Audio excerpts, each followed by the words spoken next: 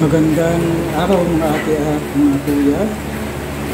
Tutur ko kayo sa ating bagong arrangement at aking sabon station dito sa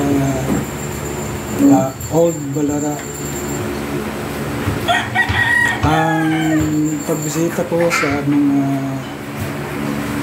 drums kung may laman pa, dahil ito ang mabili sa aming kapaligiran dito sa community, at ito ang mga detergents, mga dishwashing liquid, mga hair shampoo, mga pet shampoo, at iba pang mga detergent na ginagamit. So, salamat.